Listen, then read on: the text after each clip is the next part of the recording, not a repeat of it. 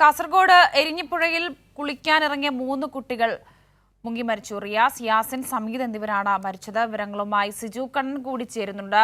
സിജു, അതിദാരുണമായ സംഭവമാണ് ഉണ്ടായിരിക്കുന്നത്. ഒടുവിൽ ഒരു കുട്ടിയുടെ മൃതദേഹം കൂടി ലഭിച്ചിട്ടുണ്ടല്ലേ?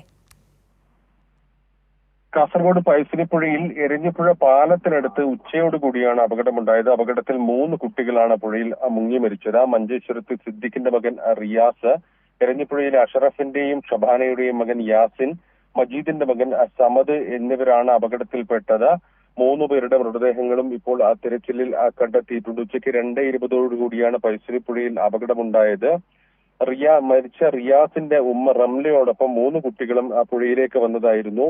ഇതിനിടെ റിയാസ് ആ പുഴയിൽ ആഴമുള്ള ഭാഗത്ത് അപകടത്തിൽപ്പെട്ടു. റിയാസിനെ രക്ഷപ്പെടുത്താനുള്ള ശ്രമത്തിനിടെയാണ് മറ്റ് 2 കുട്ടികളും 13 വയസ്സുകാരനായ യാസിനും സമദും ഉൾപ്പെടെ അപകടത്തിൽപ്പെട്ടത്. ഇവരെ രക്ഷപ്പെടുത്താൻ റിയാസിന്റെ ഉമ്മ റംല ശ്രമിച്ചെങ്കിലും സാധിച്ചില്ല. 3 കുട്ടികളുമായി നീന്തുന്നതിനിടയിൽ മറ്റ് 2 കുട്ടികളും ആ പുഴയിലേക്ക് താഴ്ന്നു പോവുകയായിരുന്നു.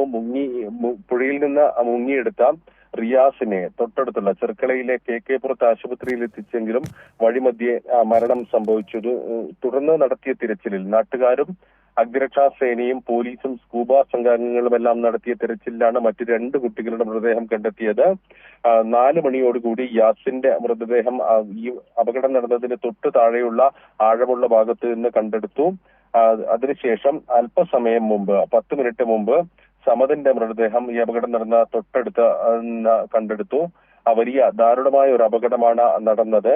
3 പേരും സഹോദരങ്ങളുടെ മക്കളാണ്. അഷറഫിന്റെയും മജീദിന്റെയും സഹോദരിയാണ് റംല മകൻ റിയാസിനൊപ്പം ഈ ക്രിസ്മസ് അവധിക്കാലത്ത് സ്വന്തം വീട്ടിലെത്തിയതായിരുന്നു. അതിനിടെയാണ് അപകടം നടന്നത്.